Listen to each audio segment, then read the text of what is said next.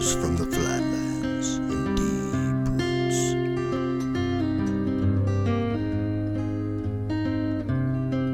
Mike Bolin, and welcome to the next edition of the Flatlanders Show. Well, it's Saturday morning, pretty early. I'm getting everything ready. We're going to head out to Lake Allen Henry near Justisburg, Texas today. I'm going to bring my travel trailer. It's a new 2024 Rockwood Minilite 2109S. And I'm going to do a review on it. We're going to look at all the features. I've taken it out a couple of times. This is the third trip I've had it out, and we're going to do a complete review. Here's sort of a walk around of my camper. Came with a good spare, and it is the Rockwood 2109S. Got the dual axle. I wanted a dual axle trailer. I'm always leery about my tires when I'm traveling, and I like to have that backup, and the trailer really rides good that way. Come on around. You have here, this is a place you can actually, there's a TV inside that you can place out here. I'll show you that later. And there's a track here that a grill fits on. Another really cool thing about it is down here, it has your LP gas connection. So you don't have to worry about bringing a tank. You can just run off the two onboard 27-gallon propane tanks. Coming around here at the front, and we have the two 37s in here, and we have two batteries here. Until I put locks on them, and the reason I did that, I bought this right before Christmas, right before the year was out, because I knew I could get a better deal, and I bought it here at Camping World in Lubbock, and they gave me a real fair deal on it. And but anyway, it was right around Christmas when I got it, and I had it here, and I didn't have the locks on it at the time. And on Christmas Eve, I went to a party at a friend's house. I came back, somebody had taken it off and had stolen one of the tanks. So the next day after Christmas, I got after it, put locks on everything. Just a reality of living in the 21st century, I guess. Anyway, you can tell it's really a sleekly designed trailer. It's very pretty. It's muddy right now because we've had a little bad weather, but so far I've really enjoyed it. This is one of the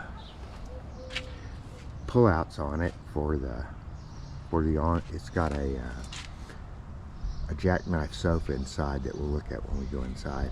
And these are all the back, all the back hookups. It has a really neat thing in it now, because here of course is where you hook your tanks at, where you hook your sewer up, and when you empty it, you can hook a hose to it, and it has a flush in it that circulates and cleans all the sludge out of the sewer, out of the black tank on it. It's really nice. I've used it a couple times. And also it has these leveling jacks, and they're battery operated, so they're really easy to use. It has one in the front and one in the back. It's real easy to get this thing level. Also, another thing I'll show is up here is the back camera, and I bought an aftermarket one for about $100. The Furion is the one that's recommended to hook up, but they have a Chinese counterpart that you can order off Amazon that's $100 cheaper, and it works great. It hooks up exactly the same. And also, I wanted to show down here, we've got a standard size receiver hitch. I think I'm going to put something on for a kayak on that. And then also back here, you also have the shower. The actual cord for it is in the front, in one of the front boxes, which I'll show later. And of course, it's got your ladder. And up on top, there's your awning. It goes across as well. The two speakers on the top, that will operate the television as well. And then on top, it has a 180 watt solar panel. In fact, already I've had a problem with this camper, and it was with a charge controller. I just got it back out of the shop last week. They said they have everything fixed. Of course, as you can tell today, it's a rather gray day, so we won't be relying on much solar power. Another nice feature to this is the jack here. Of course, it's battery operated, and it also has a light that operates, so at night it makes it real easy to see. Another thing I wanted to mention is my towing vehicle. I bought this truck specifically to tow a smaller travel trailer. Like I said, this one is a dual axle, and it's got a little weight to it. I'll discuss the specs on it later. But I decided on this F150 STX. It's got a 5-liter. It's the old 302 Boss engine, and it's a pretty peppy little engine, and it pulls this really well.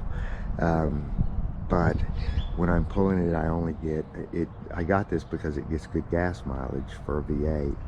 And without the trailer, it does it well. It can get up to 16 in town and about 18 to 19 sometimes on the highway. But when I'm pulling this camper, it gets about 11 or 12. Go back here. Next, we're going to look at my hitch, and the hitch I decided for it. I went with an equalizer 4-way, which I'm about to show you. This is the hitch that I went with. It is the equalizer 4-point sway control. It was very expensive. I gave about $800 for it. Got it through Amazon as well, and but it does a fantastic job, and I experienced no sway. I feel very safe with it. I also purchased one of these from my accessories store that I trade with. Excuse me. It's nice because you can key in your ignition lock to it, so you never have to be searching for your lock, for your key for your lock.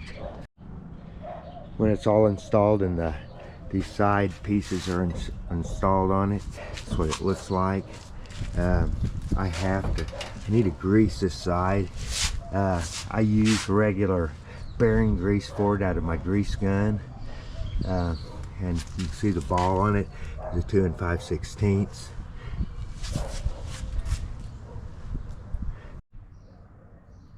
Also point out, when I got this truck, I had a bed rug put in it, and I had this ranch camper shell put on it, and it's been nothing but problems. The bed rug's been okay, but you can tell it's really dirty, and the reason for that is that the ranch top door leaks. Prior to buying this, I'd looked at a lot of them, and I looked at Lear and ARE, and they all said the same thing, that there were problems in the tops leaking, and this one is leaking right here. They replaced this door just the other day, and I had to wait on it for 3 months.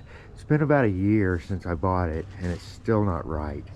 The guys here at my local dealership, I don't blame them. They're doing their best. Just dealing with these people on these toppers is impossible. If you've ever tried to, you can't contact any of their offices or anything. You have to go through a dealer.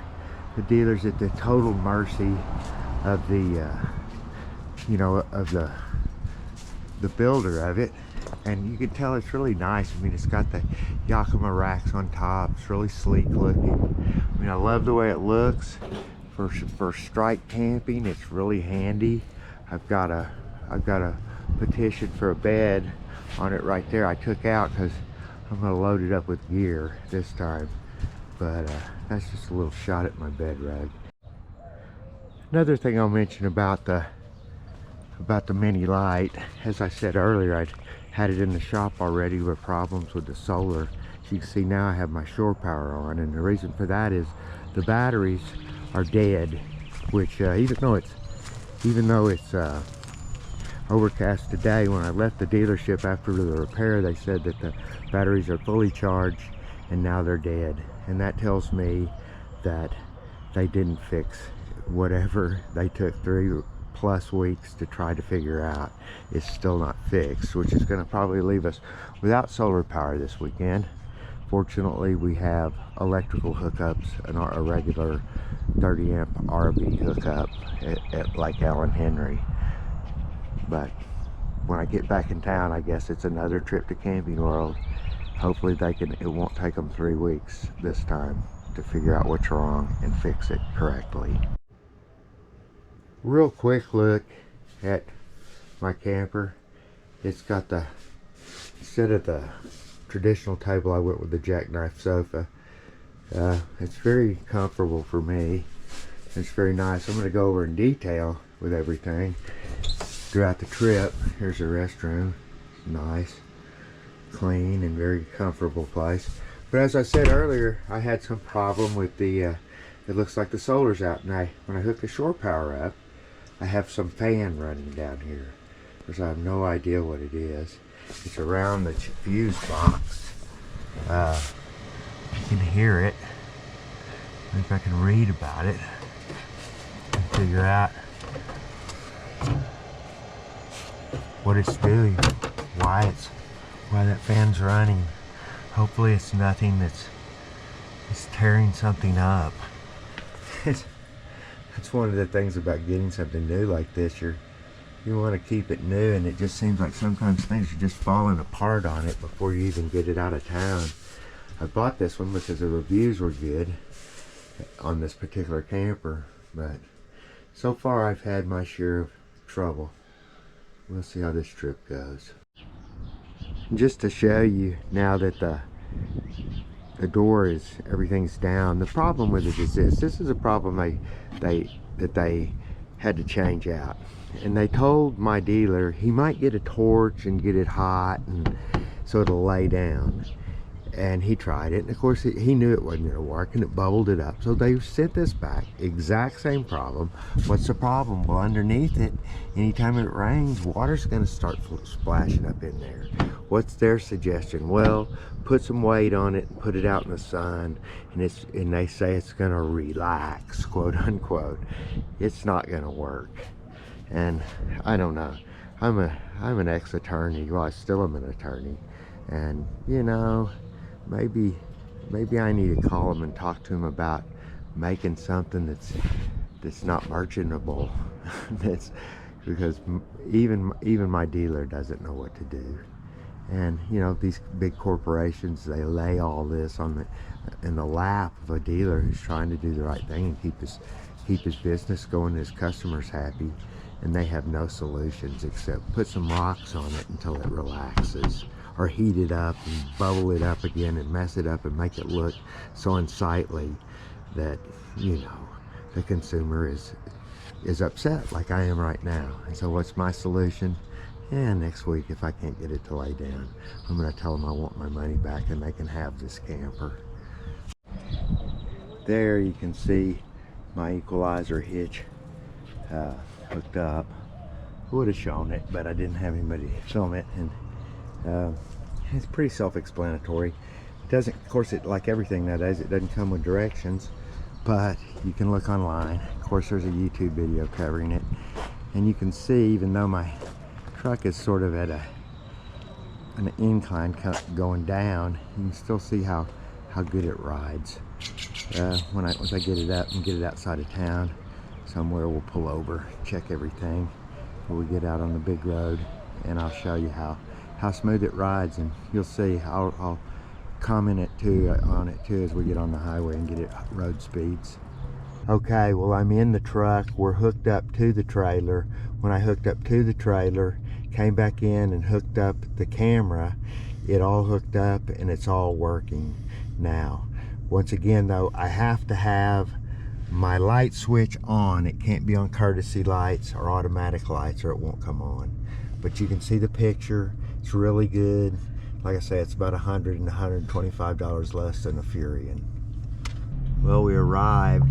We've been checking out the different RV parks. This is one that's off the main road. It's the first time I've had the trailer off the main road. It's a wash tubby road. It'll be interesting when we stop. I'm not going to stay at this place. We're going to stay at another place we found up the way, but it'll be interesting when we stop to see what the inside of the camper looks like. Well, we made it, and I'm setting up on my rig. It's a 30 amp on a smaller trailer instead of a 50. I went ahead and got everything. Got this protector deal to protect all my circuits inside, and then as well as all the filter and everything for the water. Hooking it up. Not much to it really. Pretty self-explanatory. I do like this part of it. It hooks up nice and quick. Started securing it. Got the chock blocks for the wheels. Both sides. Hooked up the sewer. It's a little lower than I'd like it, but I was able to get up enough so I don't think it's gonna sag in any place when I do drain it. Now I need to unhook my car. There we are, hooked up, fixing to go up to the lake. Take a look at it. It's cold and windy. Third week in April, but it hooked up nice and neat. We've had a few more problems with screws coming out and just this and that. All the reviews you read about these Rockwood Minis, they're all right. I mean, it's a first-rate camper and everything, and it's nice and it's pretty. It's got a lot of features, but things like putting screws in, they don't put anchors in, and you might as well get you an angle screwdriver and some anchors, because you're going to be replacing a lot of them. 2 went out this trip, 4 went out last trip. You know, and you're sort of hesitant to have them, to fix them yourself, because you don't want to void your warranty. That's what I told my dealership, and they were, you know, they seem to think it, well, I don't think it'd make any difference, you know, but I want somebody to assure me it's not going to make any difference. That's the old lawyer in me. Sitting here after dinner, even though it's nearly May, we had a cold snap, so we had to turn the heater on. It heats okay, but you can hear pretty dadgum loud. It's right next to the bed too, so that's what you hear all night. A couple times I've slept in here and used it back in the winter. It didn't wake me up, but when you wake up, you sure know about it. It's okay, girl, it's okay. Whenever I turn my camera on, my German Shepherd, sweetie, it's okay, honey. She didn't like that camera noise. Hold on, I'll let you in. So she hides out in the bathroom. Lay down there. Dogs are so weird. Now we have our problem here with this. As you can see, that's some really high test quality stuff. So both of them are stripped out now. Unfortunately, I don't have any anchors or anything for it, so that's out of commission. We won't be able to use that this trip. Also, I hope it didn't happen, but left our coffee pot on a little bit, and I don't think it scarred it. I don't know how heat resistant any of this is. I don't know as much bad luck as I've had with it so far. This is what was wrong last time. The same thing that happened here, it pulled away. There's no anchors in it, of course. I went and had of course, I said, I don't want to void my warranty with this stuff. Plus, I didn't have an angle screwdriver that I'm going to have to invest in, because nothing that's screwed in has an anchor. One of the biggest problems with the whole thing. It would be something to be said for not buying one that's new, but buy one that's a couple years old, because all of this is going to come out. You know, all of it. You look, when you start looking around and you see all the balances and know that none of them have anchors in them. They should never have constructed it like this. I mean, for the money, they say this is one of the most top shelf trailers you can get, and it's put together. Oh my word, not worth a flip. Pretty frustrating. Wonder how much I could get back on it, how much money I'd lose if I put it up for sale when I got home. Invested back in an old tent, in a mattress, in a blow-up mattress. Well, we finally sort of chilled out. fixed a lot of things that went wrong. It's sort of hard to believe that with only 3 small trips there would be so many things coming out of the walls, so many screws coming unbacked. We haven't really taken it on any difficult roads, but I don't know, I guess it's more frustrating than anything else. Being as it's under warranty, there's a shelf, the shelf in there. Finally both screws came out, and I'm just going to take the whole thing off and take it back to him. I could fix it myself, but as I said earlier, I'm always nervous about voiding the warranty on it. So I don't know, it's just, I knew prior to buying it, I'd read the reviews of all of them, and I knew. But until you're right in the middle of it, you know, it's easy to forget it, because as you can see, it's a beautiful camper. It really is. The awning is really nice. It also has over here this table, and it comes with a griddle too. I thought it was a grill, and it has your gas connection under there, but it's a griddle, so I don't know if that'll ever be much use to me. I'll probably try to convert it to some sort of grill, but I wouldn't feel comfortable putting it on that table. I wouldn't feel comfortable putting a griddle on that table, for that matter, unless the awning wasn't up.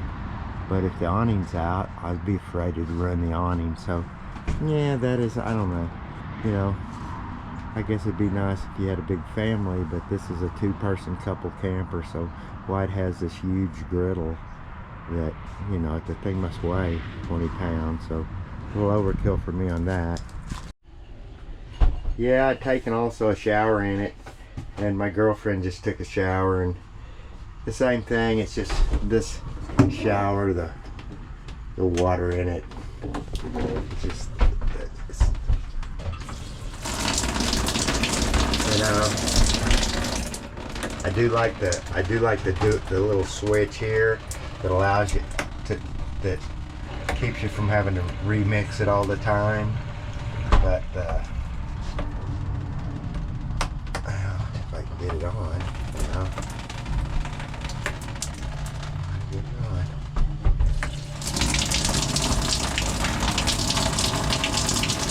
Yeah, there you go. Not very much.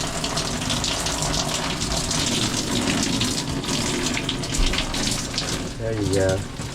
That's top light of it right there. So it definitely, but it does have one good thing. This, which keeps lets you soap up, and then when you come back, you don't have to remix your water. But this thing, and of course anybody who's had one of these knows Oxygenetics, I think, is the one that I wanted to go ahead and replace it. The guys at the dealership said they had them and they used them, but they might use them, but they're, you know, if they can't make anything like better than that, you know, they ought to put an Oxygenetics up on one from the factory instead of just, it's just all these little things that make you just wonder. It makes you question your entire rig. But despite a lot of negatives about it, I think the thing that worked best on it was the kitchen. The stove worked well.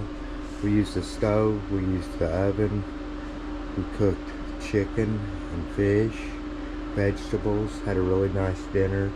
The refrigerator is very nice. It's like, I mean, it holds a lot of stuff. And the temperature, didn't have any problem with that. Freezer, as you can tell, it's got a lot of space. It also has this monitoring system up here. Can't see now, up here is the solar. Well, we're about to head out. I got it all hooked up.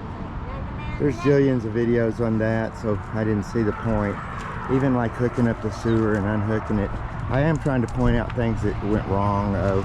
Another thing, as we left right here, that third trip, and you know how to even fix that. I guess you could go around, you could trap it in duct tape or in black electrician's tape, but it's the first thing you see. Or so you can cut it all the way around with a razor knife, but then you're going to scar this up probably. So there's not really a good solution. They put something in here that's entirely inferior in terms of any kind of durability.